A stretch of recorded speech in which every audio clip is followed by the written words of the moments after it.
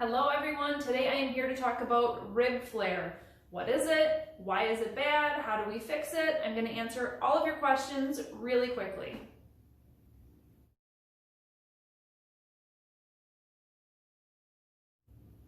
So today not only are we going to talk about rib flare, but we're also going to have you test yourself for rib flare so that you can learn if it's something that's impacting you, whether you have aches and pains or not. There's going to be two types of rib flare we're going to talk about. First, we're going to be testing for your infrasternal angle, which is how wide your ribs sit and if they're even. The other piece we're going to talk about is if you have one-sided rib flare where one sits lower or flares out more than the other. So let's talk about what these are first. We're going to be drawing lines on ourselves from our sternum and then following our ribs down. Now, with an infrasternal angle, ideally you want it to be 90 degrees, okay? So your line would be a 90-degree angle. Commonly, after pregnancy, your rib cage angle is actually quite wider, which makes sense because when we have a baby in our belly, it expands everything, right? Our lower back becomes tight, we turn into this pelvic tilt where we're pushing out, our abdomen is stretched, and our ribs are stretched out. So we will be measuring to see if your ribs have a 90-degree angle, if they're wider, or more uncommonly, if they're narrower than 90 degrees. Oftentimes, you will see someone with a rib flare at a park. We call it park posture, where you'll really notice a mom doing this. When we talk about rib flare, it's basically you taking your ribs here, and if this is a bowl, right, the top of a bowl, and you're tipping your bowl back. So your ribs are actually coming up and out. A lot of people think that this is actually good because you're bringing your shoulders back and down, but shoulders back and down, having confidence is different from tipping your rib bowl up. So a lot of times at the park, I know I've done this, you're holding a child, especially in the middle, and they start to get heavy, and you shift your hips forward to hold the weight, and now look at where my ribs are facing. I have rib flare, which if I do this all the time, or very commonly in my everyday activities, I'm going to start to stand like that as well. And at the same time, I'm shortening my distance in my back to make my paraspinals tighter. We will get into why this is a negative in a little bit. The other piece that I want to talk about is one-sided rib flare. So oftentimes if people are tipping in everyday activities, for example, if you are a mom and you're right-handed and you hold your child commonly on the left side, as you're holding this weight, walking around doing everything during your day, your right side obliques are firing to counterbalance that weight. So over time, your right side becomes stronger, your left side becomes weaker, and as a result, you start to tip and you get left-sided rib flare. I actually have this. I recently discovered it. Another reason you may have it is if you sit at a computer and you lean a certain way, or if you drive a car and you lean a certain way, and it's just a habit that your body has gotten into, changing your balance and changing your strength from side to side, you may have a one-sided rib flare, where you're going to see that your rib angle maybe look like 90 on one side, but it's going to be wider on the other. A left-sided rib flare is more common because we have more organs on our left side, but we do want these two bowls, so your pelvic floor bowl, right, and your diaphragm bowl, we want those to align. Now, if this one starts to tip out, it's going to cause issues through your whole kinetic chain. The best way to check for rib flare on yourself is to do it two ways.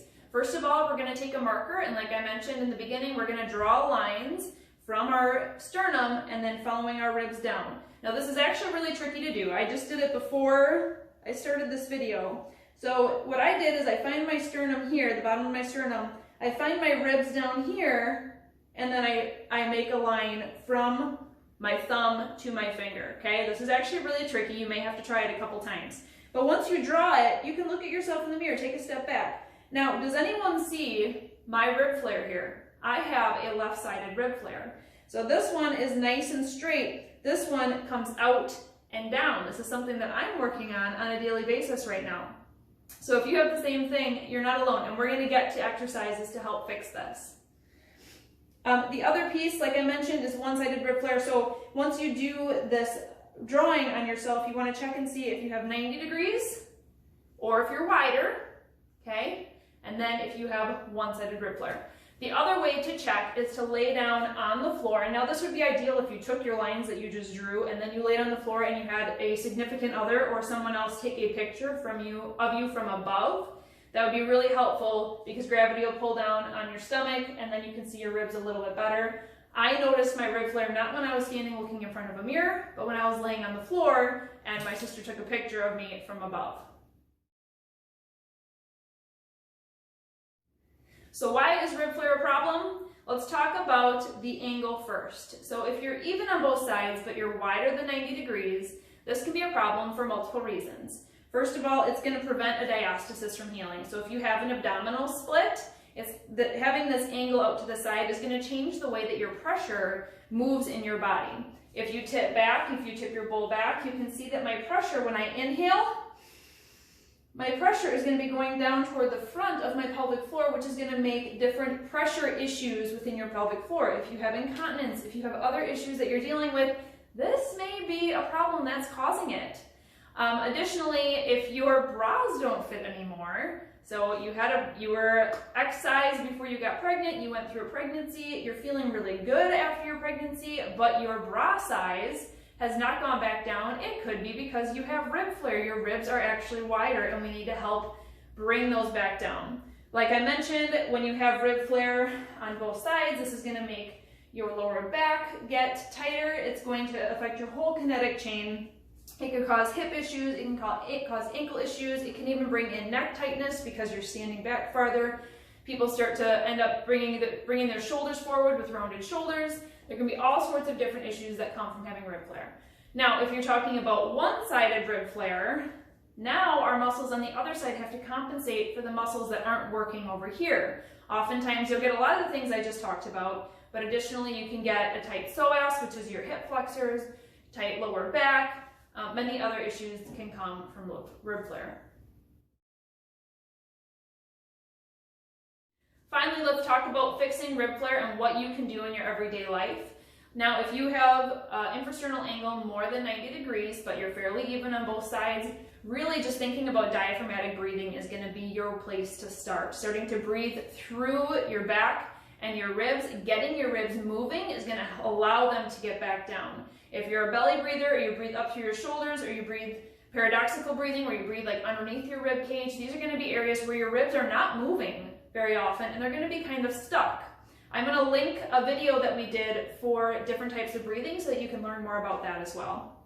Now, if you have one-sided rib flare, there are different exercises that we can do to help get that rib back down. So the first one I'm going to have you do, so I have left-sided rib flare. This is the one I'm going to reference. So if you have right-sided rib flare, just flip-flop what I'm talking about. So with left-sided rib flare, something I want to do is put my hands up on my rib cage, take a nice deep inhale, feeling the expansion come through my ribs and back.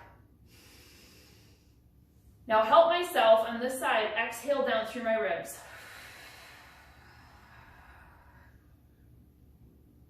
And you want to exhale all the way until all of your air is out. You might even give like a little cough at the end. Do it again. Inhale. Exhale, and just a light push down. Now, if you have osteopenia, other bone disorders where you have weak bones, this would not be something that you would want to do because you're going to be putting pressure on some of your bones here. Now, I'm not pushing super hard, but I'm just assisting and helping to push that side down. Another exercise you can do is a side plank where you would want to do more side planks on your left side to get those obliques firing. And getting the side that has been slacking, should we say, firing up and working more and then catching up to the other side. So left-sided side planks would be a great exercise. Another one with a resistance band would be, put my hands through the handles here, take a resistance band, grab not too far apart, but if you have left-sided rib flare, you're going to put your right thumb up to the sky and this hand is going to be going up. So I'm going to be raising this one, pulling down toward my left side with my left hand, and with the exhale. Now that is always super important, and we talk about this a lot in our classes, is making sure that you're raising your pelvic floor and you're engaging your body with your exhale. So I'm just going to do it again, raising my opposite side thumb. That one's going to head up toward the ceiling. Inhale. feeling those obliques, pulling that rib side down. Now, of course, the best thing you can do for either way of having rib flare, whether it's tip forward, wide angle, or one-sided, is just thinking about your activities of daily living. If you're always holding a child on your left side, think about carrying them over to the park on your right side, trying to balance things out so that you're not continuing to make it worse. If you drive a ton, make sure you're shifting to the other side as you're driving. Other daily habits can definitely impact this as well, and you may even be able to fix it just by working on your diaphragmatic breathing and changing your activities of daily living. We would love to hear from you. Comment below if you found that you have rib flare. Tell us if it's a wide infrasternal angle, if you have a certain side that's flared, maybe what some causes are that you think you have in your life that may have changed the way that your ribs sit. And then make sure you're trying these exercises to fix your rib flare as well. If you found this video helpful, make sure you check out our channel, subscribe, and ring that bell so you never miss a notification on a new video that just came out. We have a handful of workouts that are already out there, as well as more educational videos that may impact you and help you in your everyday life.